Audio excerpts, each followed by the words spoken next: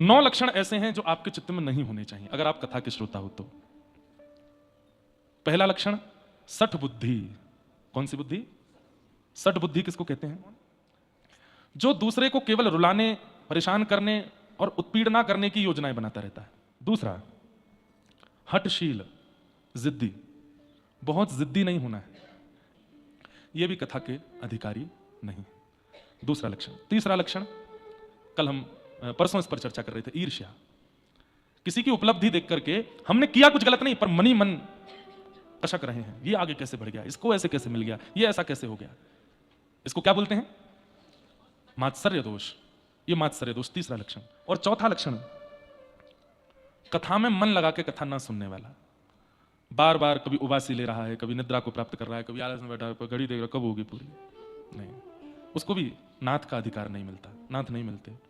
पांचवा लक्षण, नाथ की प्राप्ति किसको नहीं होती है? द्विजद्रोही। द्विजद्रोही, द्विज का अर्थ मैंने बताया, जिसके 2 जन्म होते हैं। वो ब्राह्मण है और वो भक्त है। भक्त, संत, साधु, हरिजन, इनका जो द्रोह करते हैं, ब्राह्मण का जो द्रोह करते हैं, विप्रों का जो द्रोह करते हैं, ऐसे को नाथ की प्राप्ति नहीं होती। छठवां लक्षण, नाथ प्राप्ति में जो विघ्न डालता है, लोभ।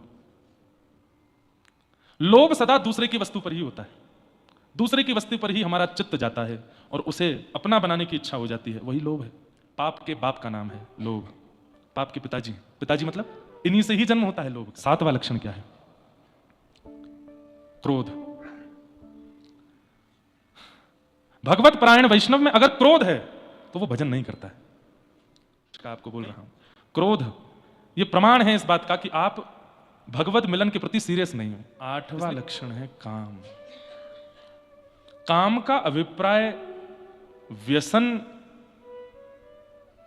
भोगने में तो है ही, पर काम का रूप एक नहीं है, अनेक है।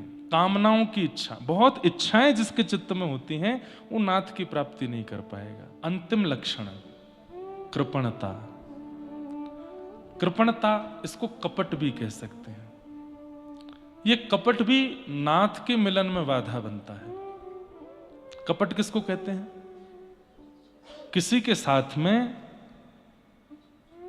दिखाया तो था कि प्रेम है पर था नहीं, ये कपट है। ऐसा स्वभाव जिनके चित्त का हो जाता है उन्हें भी नाथ नहीं मिलते। ठाकुर जी कहते हैं तुम मानवों से कपट करके आए हो तो मुझसे भी कर सकते हो। कपट नहीं।